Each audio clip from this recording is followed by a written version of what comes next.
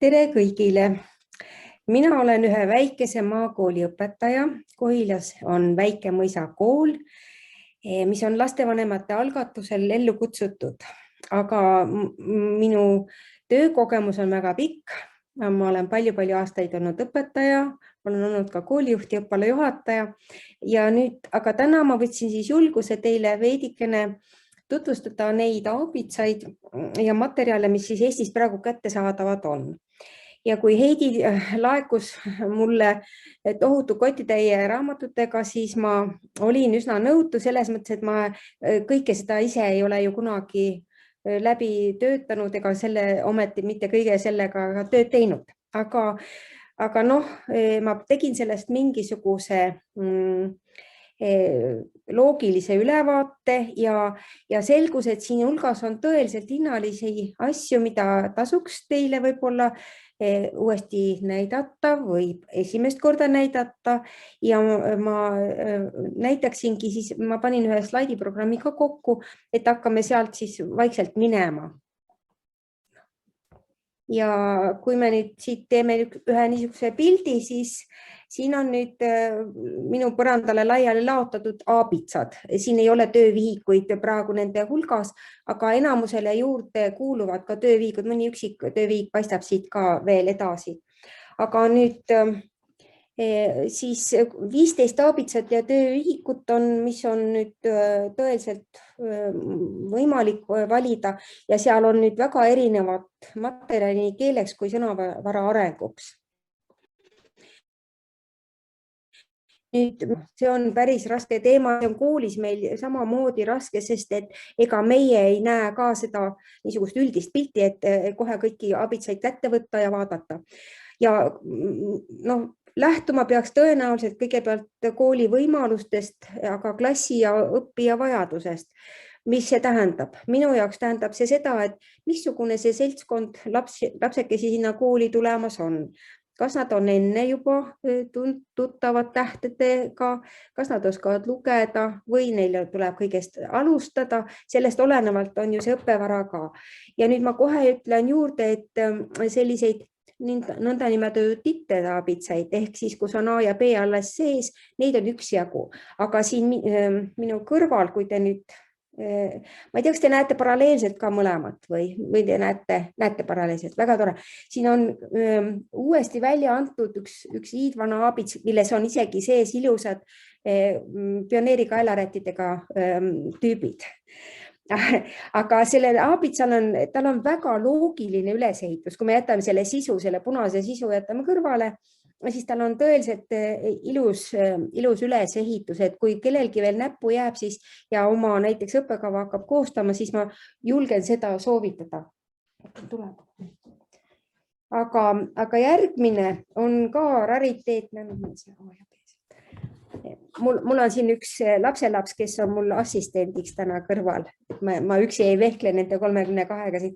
On niisugune raamat nagu A ja B ja see on antud nüüd uuesti välja ja nüüd seda ma soovitan julgesti nendele lastele, kes alles hakkavad tuttavaks saama tähtedega. Nüüd siia peale ma panen kohe aga kõige uuema ja see on nutiaabits. Ka see on niisugune tittede aabits, aga see on tore aabits selles mõttes, et siin on ka helifailid kohe juures. Ja nüüd, kui temaatikaga vaadata, siis need pealkirjad ütlevad ka poisteaabits, kolliaabits, lotteaabits, nukuaabits, vokuaabits ja siis see nutikas aabits. Et need on niisugused eraldi temaatiliselt koostatud aabitsad. Seal on läbiv teema siis näiteks pokudel siis pokud ja nukuaabitsas on nukuteater, see läbiv teema, mille ümber on ehitatud kogu aabits.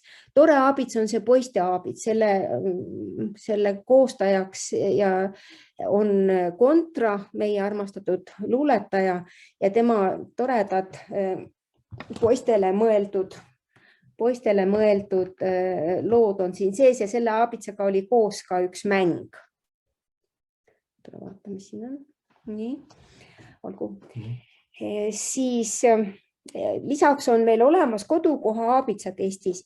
Mul ei ole praegu ühtegi aabitsat teile otseselt näidata, aga isegi meie kihelkonna aabits on olemas ja kui nüüd teie seal kaugel maal kuskil teate veel oma laste või laste vanemate juuri, siis mõni niisugune kodukoha aabits võiks olla muretsetud ka teie kooli, et vaadata. Ma tean, et on ilmunud mulgi keeles aabits, võru keeles on kui ma õigesti nüüd tean, siis on ka hiiu keeles, aga niisuguseid väiksemaid kihelkonna aabitsaid on veel. Kohilast on see on Hageri kihelkonna aabits ja seal on toredasti sees ühelt poolt aabitsa loogikaga üles ehitatud, aga teisalt siis kodukoha vaatamisväärsused ja tähtsamad sündmused on seal sees.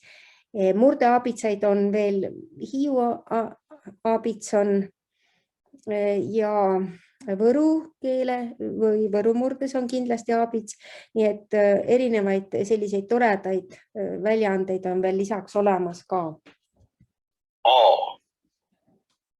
Aknata on pime maja. Akent majale on vaja. Ajaviiteks ikka kaeda, tahan aknast alla aeda. Selline on siis näide nüüd kõige uuemast aabitsast 2021 aastal ilmunud ja see on seesama nutiaabits, millel on kõrval siis helifailidega tähed ja lastele kindlasti sellised asjad meeldivad. Ma ei tea, kui palju teie olete sinna nutimaailma sukeldunud või sukeldumaas või olete te seal juba ära uppunud, aga meie oleme nüüd jõudnud sinnani, et me püüame küll natukene hoida tasakaalus kõike seda asja ja mitte nii hullusti lapsi suunata ekraanide taha. Küll aga ma oma kogemusest ütlen, et helifailid on väga hea võimalus lastel kuulata ja õppida kuulama, sest väga paljuski on, vähemalt Eesti lastel on probleem selles, et lapsed ei oska enam kuulata. Nendel on infotulv on nii suur ja nad süvenevad suhteliselt halvasti. Kõige vanemad aabitsad ma näitasin teile juba ära ja see Barbo A ja B, see aabits on niisugune, mida ma soovitan veel, kui on väikestele tittedele midagi vaja. Nüüd, mida meie koolides, Eesti koolides kõige rohkem kasutatakse ja ma küsisin oma kolleegide käest ka, et miks. Üks niisugune aabits, mida palju meil kasutatakse, on Leelo Tungla ja Ene Hiiepuu Edgar Valteri aabits, aga see on nüüd niimoodi, et sellega, ma ei tea, kas teie keegi kasutate seda, aga siin on nüüd niisugused tegelased, kes siis jätkuvalt toimetavad ja see on seotud aabits, siin on väga hea eesti keel ja just keeleline pool on väga hea, nii et selles mõttes on ta päris tore aabits. Nüüd üks uuem aabits on Tere kool.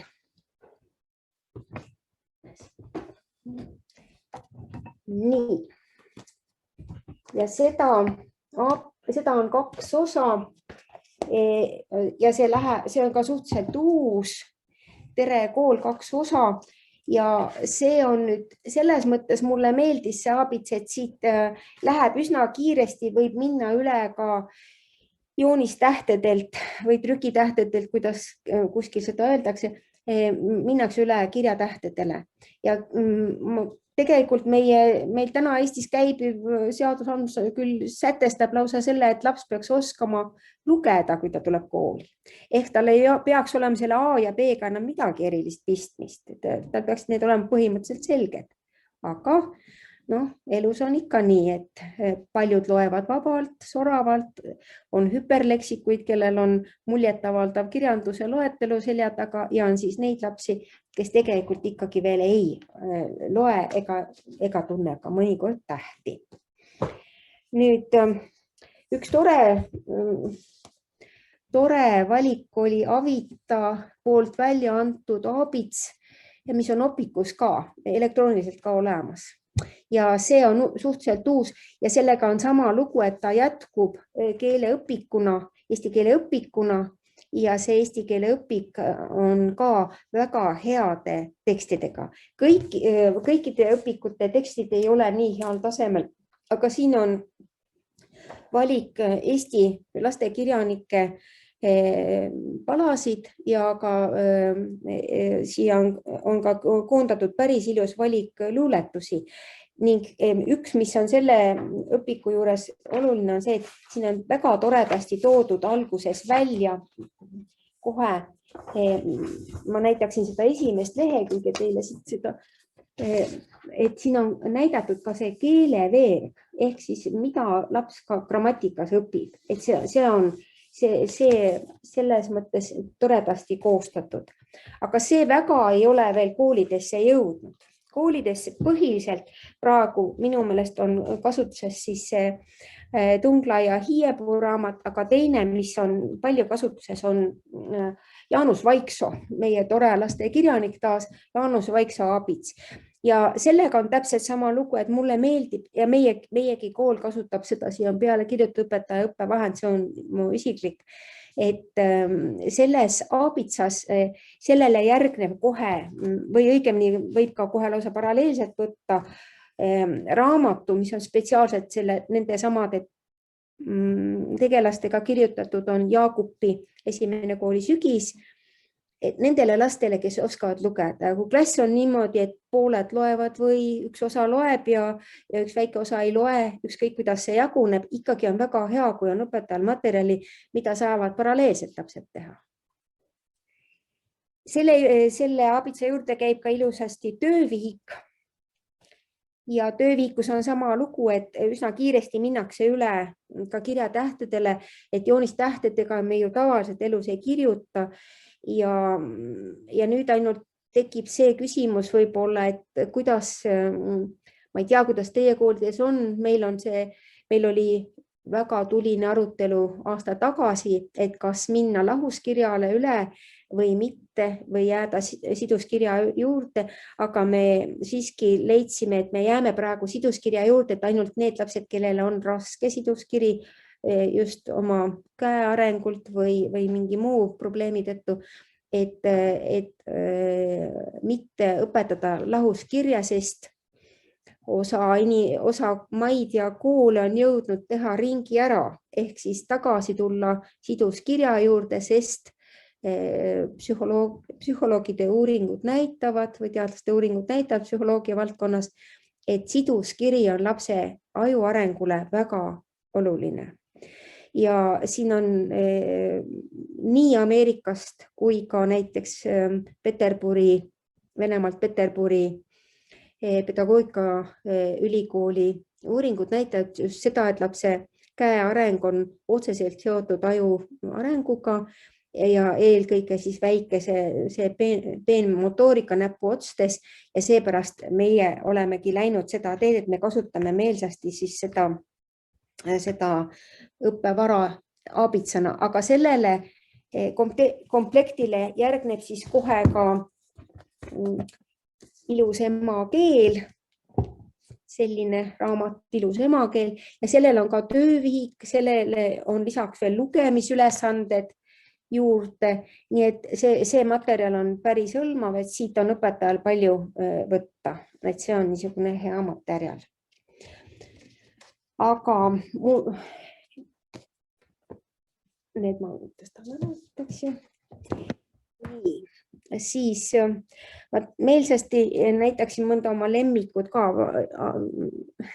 Jaanus Vaiksoo Abits mulle väga meeldib, sest ma olen sellega tööd teinud ja see on nii lastele kui mulle meeldinud. Aga väga mulle meeldib ka Lotte Abits. Ja ma ei tea, kui paljudesse riikidesse või kuhu see on jõudnud, aga Lotte on meie lastel küll jätkuvalt populaarne ja ka Lottemaa on populaarne, paljud lapsed on seal käinud, need tegelased on tuttavad ja ma ütleksin selle Abitsa juurde nii palju, et see on taas väga hästi läbi nii-öelda komponeeritud materjal. Siin on mõeldud kõikidele etappidele, mis võiks järgneda üks ühele. Siin on mõeldud lapse siin on mõeldud ka väljendusoskusele, aga läbiva teemana on see, et see on väga positiivne. Et nii nagu Lotte filmis keegi kellelegi liiga ei tee ega ei tee haiget, ega ei tapa ega ei lase maha, ega ei tee midagi niisugust kurja. Kõige õudsem on seal kärbeseak, kes inimesi äratab või neid loomakesi äratab. Aga ja täpselt samamoodi on koostatud siis need lugemik, mis järgneb abitsele, järgneb kohe lugemik ja sellel on ka töövihik ilusasti olemas ja need lastele väga meeldivad. Ainukene mure selle juures on see, et see on kallivõitu. Üldse abitsad on uskumatult kallid, ma pean ütlema, et parem kui ei vaataks sealt tagant neid hinnakohtasid. Nii, aga nüüd ma näitaksin veel teile Heidi antud ülesande raames tehtud avastusi. Ja esimene, mida ma meelsasti teile näitan, on, mulle oli küll see töövihik oli tuttav, aga et on olemas ka niisugune raamat nagu Bretonne raamat Meie Eesti. Ja seda ma julgen teile kõigile soovitada selles mõttes, et see on nii toredasti lapsest lähtuvalt ja lapsele jõukohaselt kõik need Eesti tähtsamad tähtpäevad, tähtsamad kohad, tähtsamad sümbolid. See kõik on siin ära toodud ja lapsele väga heas eesti keeles ja lapsele arusaadavas keeles. Et mulle ei meeldi need tekstid, kus ma iga teist eestikeelset sõna pean lapsele selgitama. Et see teeb asjad keeruliseks, lapsel kaob siis tervik ära. Aga Bretonne need ülesanded ja kogu see teksti pool on väga hea. Siin on nii loodusest kui meie rahvarõivastest, kui millest kõik on juttu ja ka ülesanded, mis siin tööviikus on väga head. Ja kui üldse abitsa ja tööviikuga teha, siis see on üks niisugune, ainukene tingimus on siin, et laps enam-vähem peaks oskama lugeda, kuigi ma pean ütlema, et sellest tööviikust võiks mõnigi autor võtta selles mõttes eeskuju, et siin on üks ülesanne korraga. Meie palju tööviikute viga on see, et lastel on mitmeastmelised ülesanded ja kuna ma olen viimastel aastatel tegelenud ka erivajadustega lastega, kellel on näiteks tekst keeruline, siis kui lapsele antakse ühes ülesandes töökorraldusena juba tee seda ja siis tee veel seda, siis ta loobub, sellepärast et teise tee seda peal läheb tal juba järg käest ära.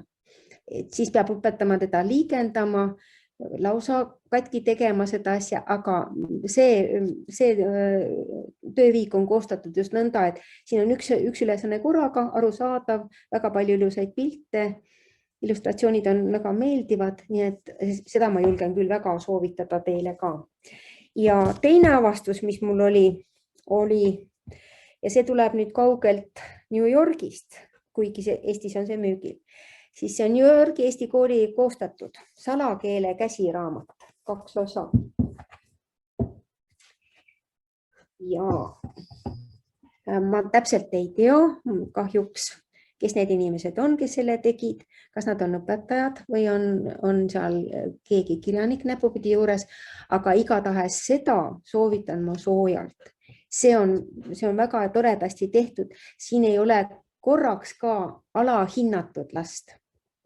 Sest minu meelest mõned abitsad alahindavad seda, et lapsed tegelikult on hoopis nutikamad ja targemad, et siis ei ole mõtet enam nii väga ninnu-nännutada. Teine asi on see, et väga paljudes abitsates on selliseid stereotüüpe, mida meil paraku enam elus ei ole, et perekond on ema, isa ja 2 last ja üks on nendest poiss ja teine on tüdruk loomulikult. Et kui me koolis ringigi vaatame, siis kui mitmel lapsel selline pere on. Ma arvan, et see on jäänud vähemusse, see ei ole isegi mitte pool enam. Esiteks laste arv on teistsugune, kas on rohkem või vähem, aga väga sageli ei ole ka mõlemad vanemad pildis. Ja selles mõttes neid stereotüüpseid lahendusi et see ongi pere, et seda ma ei tahaks, et laps satub selles mõttes segadusse, et aga mis siis minul on, kui see minu pere siis on või millal mina oma pere saan. Et me võiksime mõnda teemat mitte raamatusse raiuda, vaid sellest kuidagi teisiti juttu teha. Seda enam, et õpikute, ma vaatasin, et kõige vanem õpik on antud juba 64. aastal välja. Et seda on ainult kohendatud kogu aeg, aga ta on kõlvanud siiamaani. Aga tegelikult, kui me vaatame selle pilguga, et kus me täna oleme, siis enam mitte kõik tekstid ei kõneta lapsi ja ka mitte kõik tekstid ei ole see, mis võiks olla. Nii. Nüüd tahaksin teile veel mõnda niisugust materjali tutvustada nende laste jaoks, kellel on keeleõpe raske. Ma ei tea, kui palju te nendega kokku puutute, aga meil Eestis on nüüd seis küll selline, et haridusministeeriumi päris ametlike selliste statistiliste andmete alusel on meil kuni 28% lastest on lapsed, kes on haridusliku erivajadusega. Sinna kuuluvad nii andekad kui ka need lapsed, kellel on erineval põhjusel raske. Ja keeleraskus on süvenev trend ja seda arvatakse olevat kahel põhjusel. Eelkõige sellepärast, et meie keskkond on nii palju muutunud ja lapsed kõnelevad vähem, nendega kõneldakse vähem ja nad kuulavad vähem. Ja see on pärssinud laste kõnearengut, aga kõnearengu kaudu tuleb ka eneseväljenduse areng ning tänu sellele ka keeleõpe on mõnelgi lapsel raskem. Ma teen teile nüüd ühe väikse nalja, et te üles ärkaksite seal kõik, kes kus kaugel on.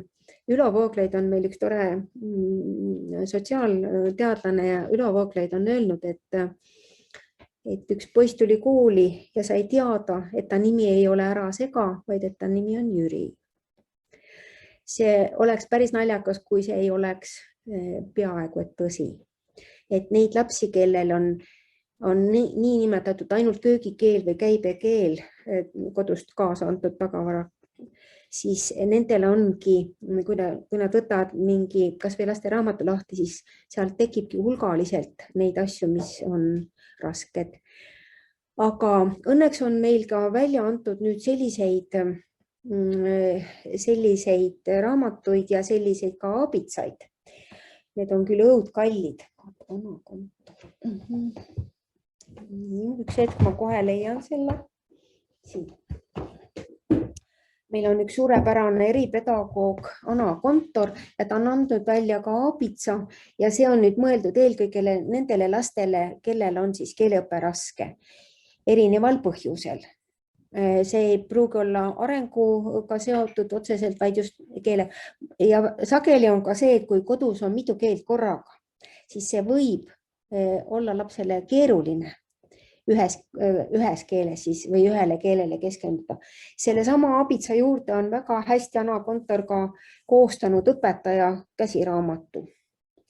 Aga seda ma soovitan, kui teil on võimalik ja kui teil on asja vastu huvi, siis selles raamatus on niisuguseid universaalseid näpunäiteid, kuidas üldse kõnelema õpetada, kuidas sõnavara arengut toetada. Et iseenesest sellest raamatust võiks olla õpetajatel abi, kui nad seda temaatikat käsitlevad või enda jaoks läbi mõtlevad.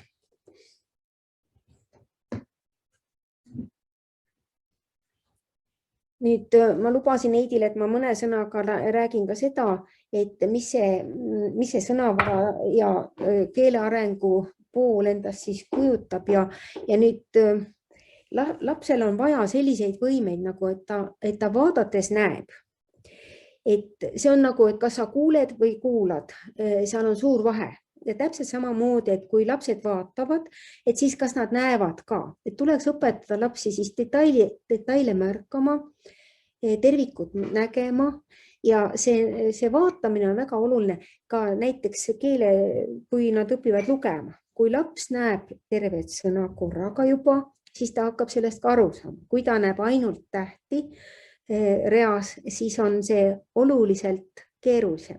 Niikaua, kui ta loeb ainult häälikuid kokku, niikaua ta ei saa aru, mis ta loeb. Ja kuni ta aru ei saa, niikaua ei ole tore ja niikaua ei mõista ta ju ka. Nüüd edasi on sama lugu on, et lapsel peaks olema võime märgata objekte ja tegevusi ehk protsesse, kuidas see asi käib. Lihtsamalt öeldes, et mis asi see on ja kuidas see kas kokku on pandud, kuidas selle saab lahti teha ja lause näiteks on täpselt samamoodi, et see on objekt, mille osadeks võtmist peab lastele õpetama selleks, et ta tajuks teksti ja mõistaks seda teksti. Nüüd on ka vaja lapsel osata protsesside tunnused ja näiteks ka tähtede paigutust üksteise suhtes, asukoht ja mis siis juhtub, kui me selle ära muudame. Sealt saab väga palju toredaid mänge, sõnamänge, kus eesti keeles on ju teadagi veel sama tähenduslikke sõnu ju, aga on ka sünonüümid, on ka antonüümid, et me saame vaadata erinevaid ja ka sõna paigutust lauses, et kui me ta teise koha peale paneme, et kas siis lause muutub. Meile on tulnud lapsi, kellel on näiteks kodune keel on inglise keel ja nendele on keeruline sõnad järjekord. Eesti keeles ta erineb inglise keelest ja siis ongi jama majas, et laps ei taju siis seda või ta ei mõista nõnda seda lauses öeldud, kui ta ei oska panna õigesse järjekorda sõnu. Nüüd palju on meil olnud juttu sellest, et nendele lastele, kellel on keeruline, aga mitte ainult, siis on väga tore, kui me suudame ajutegevust aktiveerivaid liigutusi teha, et kõike, mida me saame liikumise pealt või kas või ainult käsi ja jalgu liigutades õppida, et see toetab hästi ja siin on üks Kaja Kivistiku väga tore kogumik, mängulisi õpitegevusi toetav siis algklasside kogumik ja selles on erinevaid mänge ja erinevaid võimalusi, kuidas lastele kergemini seda asja selgeks teha. Nüüd, kui me õpetame praktiliselt lapsi kõnelema või ennast väljendama, aga ka seda, et nad saaksid aru, siis oleks väga tore, kui me suudaksime lastele selliseid baaslauseid anda, ehk mis on eesti keeles iseloomulikud. Ja ma tulen korraks tagasi selles samas kogumikus siin, Vana Kontori kogumikus on antud väga toredaid näiteid selle kohta. Et näiteks, et tõepoolest, et tekste, mina olin ise esimese klassi tüdruk, kui ma sain oma esimese 3 ja sain sellepärast, et ma olin täiesti veendunud, et ma oskan jube hästi lugeda. Mul oli see tekst peas. Aga kui õpetaja käskis mul poole pealt lugema hakata, no siis ma enam ei teadnud, kus see pool üldse on ja mul ei olnud õrna aimugi, mis sealt edasi võiks tulla. Otsast peale ma oskasin kogu asja üles öelda talle. Ja ma saingi oma esimese 3 ja ma olin väga vihane oma õpetaja peale, seepärast, et minu meelest see oli täiesti ülekohtune. Aga tegelikult on see, et lastel on tohutult hea mälu, nende mälu on puhas, sinna jääb kõik, mis tilgutavad, jääb sisse, aga et ei tekiks seda sama efekti, siis oleks nüüd see, et muudame ära, võtame sealt ühe sõna välja, proovime uuesti siis lugeda, mis siis jäi ja või paneme asemele. Sama hästi selliseks praktiliseks lauseõpetuseks sobivad väga hästi võrdlemised. Eest, taga, suurem, väiksem, pikem, lühem, raskem, kergem. Sünonüümid ja antonüümid lausetes on muidugi juba natuke kõrgem pilotaaž, et kuidas me saame teiste sõnadega seda öelda. Ja väga lastele meeldivad pildi või piktogrammi kasutamine. Mina lasen nendel endale teha selliseid ülesandeid ja sellega nad on õhinal nõus, et nad teevad mulle kodus ühe kirja, mis on nii-öelda salakiri, kus pooled sõnad võivad olla pildid. Aga see pilt peab olema selline, et ma ikka aru ka saan pärast, mis asi seal on. Ega ma igast draakonist muidugi aru ei saa alati, mis sealt tuleb, aga seda suurem on selle koostaja rõõm, kui õpetaja välja esimese hooga ei loegi. Aga lastele saab täpselt samamoodi anda, et need ülesandeid anda selleks just, et keel areneks ja ka mõistmine, just teksti mõistmine ja keelest arusaamine paraneks. Tänan teid väga.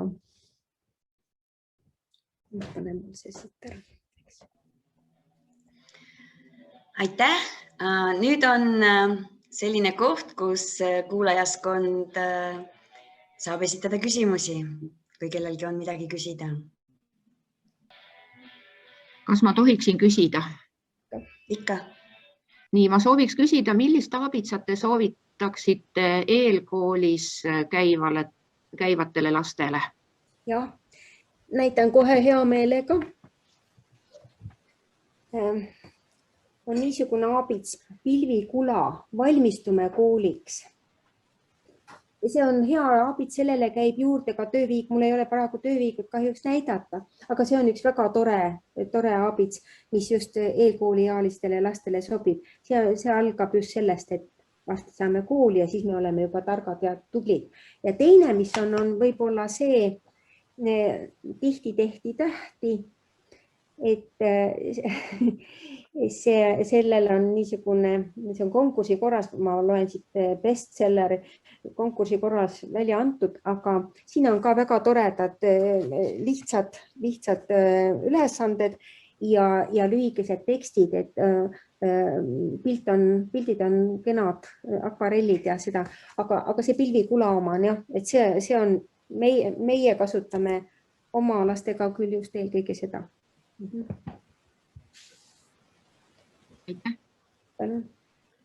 Ma ütleksin hea meelega ühe kommentaari ka siia, et see oli ääretult tore ettekanne ja ülevaade ja mul jäid kõrvu sellised väljendid nagu hüperleksik ja joonis ja kirjatähed, et ma ei ole kuulnud nagu seda joonistähtede terminit parem.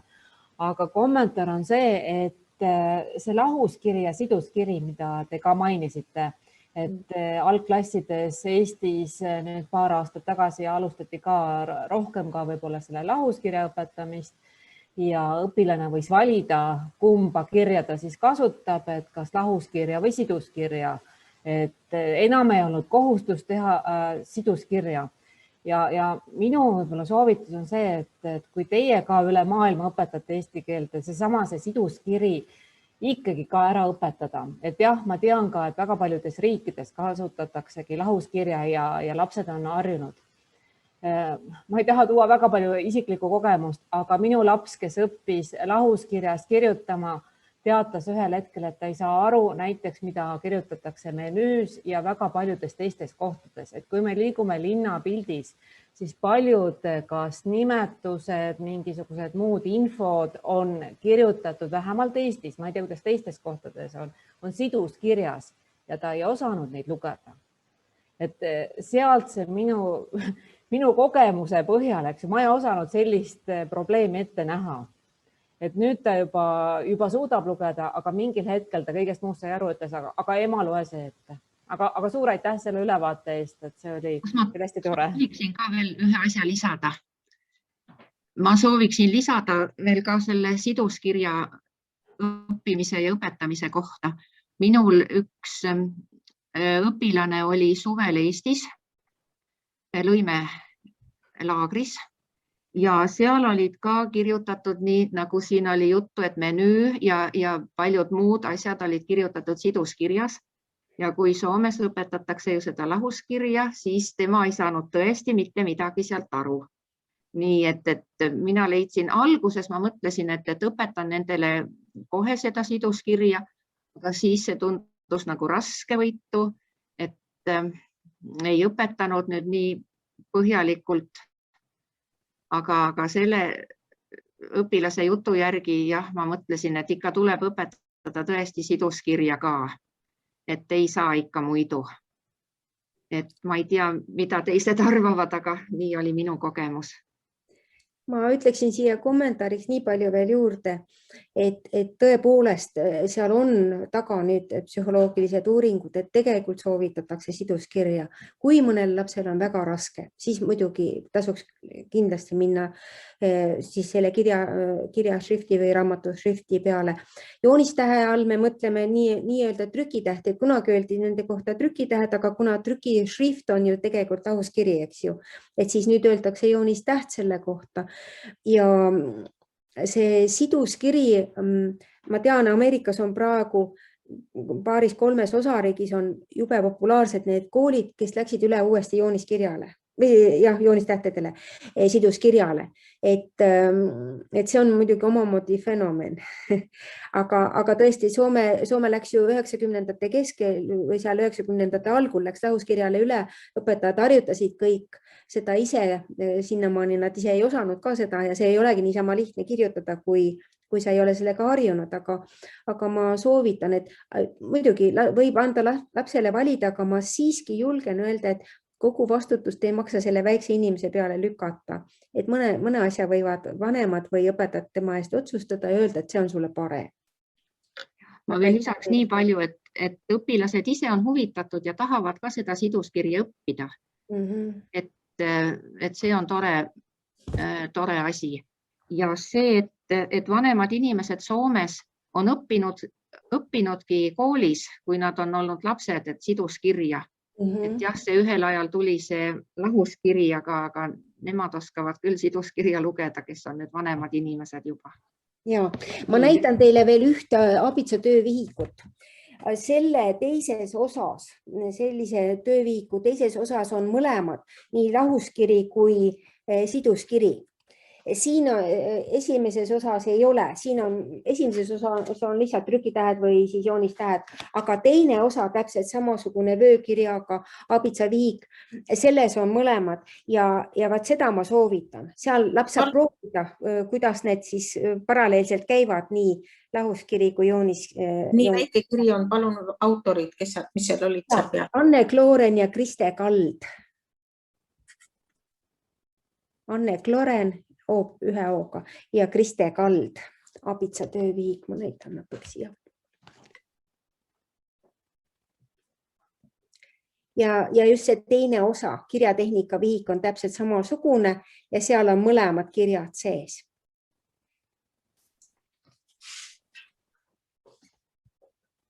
Aitäh!